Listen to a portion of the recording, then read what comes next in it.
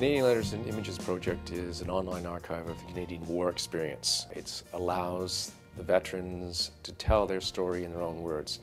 We digitize letters, diaries, photographs from Canadians involved in any conflict, from the South African War through to Korea and beyond to peacekeeping.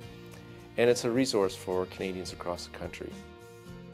It's the largest national collection of its type online in Canada. And what makes it unique is that we don't keep any of the materials.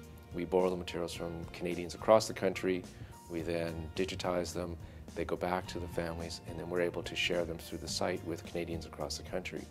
So what we see here is material that's not available anywhere else in Canada. These are from private collections, literally out of the closets and attics of Canadians.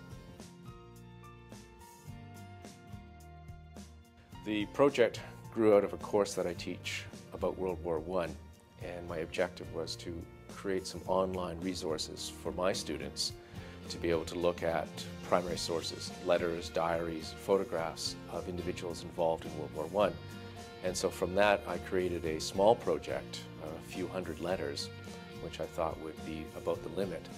But the project has gained its own momentum. It's taken off nationally, and we now have somewhere in the neighborhood of 10,000 letters and growing in 8 years. The important thing about the Canadian Letters and Images project is that it is largely student-driven. We hire students as work ops, we have students as volunteers, and with that they learn the archival skills. They have hands-on experience in the materials of the past. It's a unique undergraduate experience. No other university provides this kind of opportunity in this kind of project for its undergraduates. I think it's extremely important for different generations to connect with the past, especially for the First and Second World War, because they were such a huge event in the 20th century. One of the most important things we do is we preserve history.